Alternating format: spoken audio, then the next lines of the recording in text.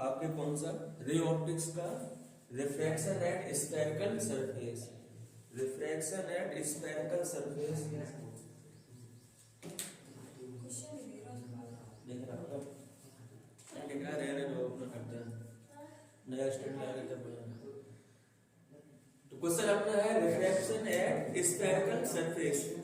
Refraction at spherical surface क्या है, a point object is placed in air at a distance of 40 centimetre, क्या क्या given है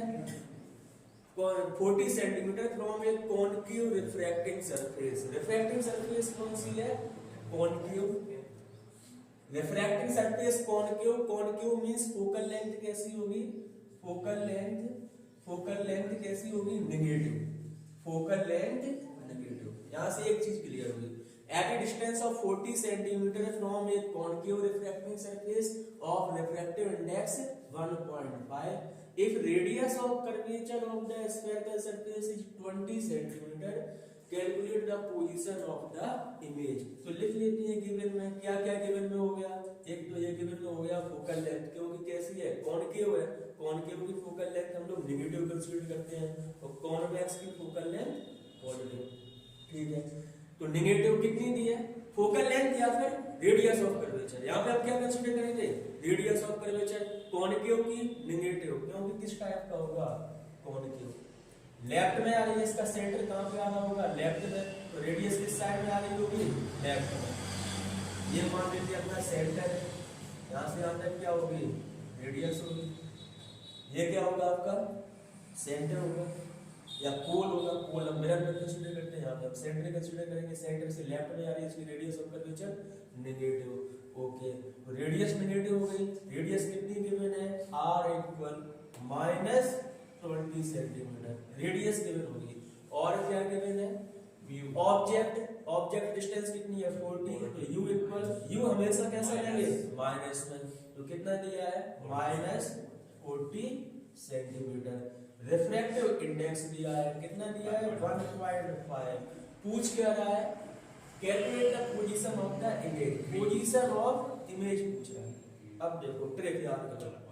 हम लोगों ने ट्रिक पढ़ी थी कौन कौन से के लिए, हमें क्या सबसे ज्यादा कंफ्यूजन किसमें होती है, सबसे ज्यादा कंफ्यूजन होती है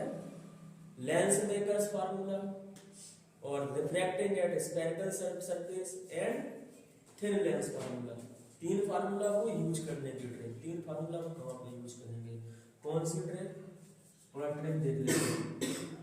थिन लेंस फार्मूला कहां यूज करेंगे, थिन लेंस फार्मूला जब क्वेश्चन में किसकी बात हो रही हो v की बात हो रही हो, इमेज ऑफ पोजीशन किसकी इमेज की position, position of image and position of object and focal length,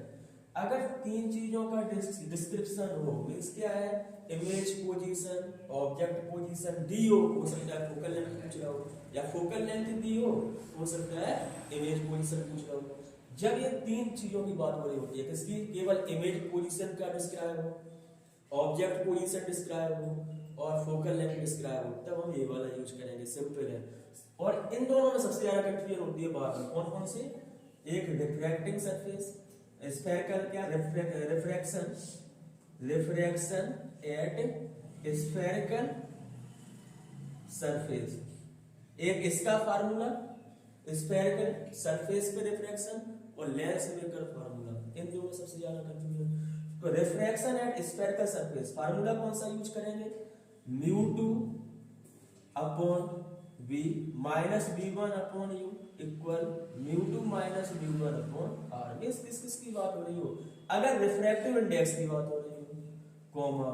image position की बात हो रही हो, ऑब्जेक्ट पोजीशन की बात हो रही हो एंड रेडियस ऑफ कर्वेचर, इन चार चीजों का डिस्क्रिप्शन हो रहा हो, तब हम क्या यूज करेंगे रिफ्रैक्शन एट स्फेरिकल सरफेस, और उसके बाद अगर फोकल लेंथ की बात हो रही हो, रेडियस ऑफ कर्वेचर की बात ना हो, किसकी फोकल लेंथ की बात हो और रेडियस ऑफ कर्वेचर की बात हो, अब दो रेडियस ऑफ कर्वेचर होंगे, एक फर्स्ट स्फेरिकल सरफेस एक second spherical surface, focal length radius of curvature and refractive index, अगर इन तीन चीजों का डिस्क्रिप्शन हो तब हम यूज करेंगे लेंस मेकर फार्मूला, क्लियर है। इन दोनों में सबसे ज्यादा कंफ्यूजन, अगर इसमें फोकल लेंथ ना दी गई हो, ना पूछा गया हो, ये फोकल लेंथ का कहीं जिक्र ही ना हो, तो हम कौन सा यूज करेंगे, रिफ्रैक्शन एट स्फेरिकल सरफेस। और अगर फोकल लेंथ का जिक्र है और इमेज पोजीशन ऑब्जेक्ट पोजीशन का जिक्र ही नहीं है, रेडियस ऑफ कर्वेचर और रिफ्रैक्टिव इंडेक्स का जिक्र है, मींस दो चीजें याद रखो, focal length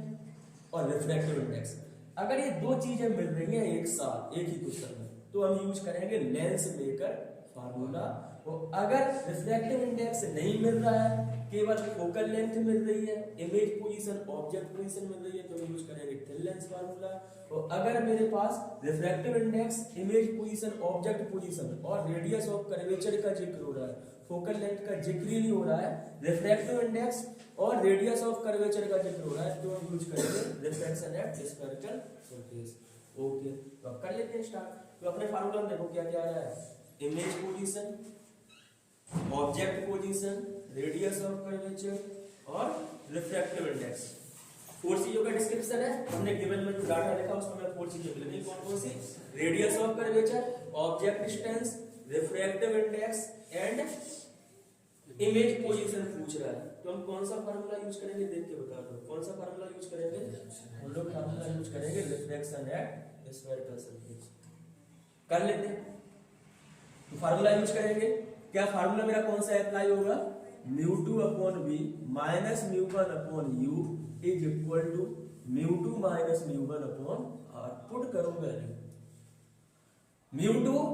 refractive index of second medium, इधर होगा आपका first medium, refractive index of second medium कितना है, कितना दिया है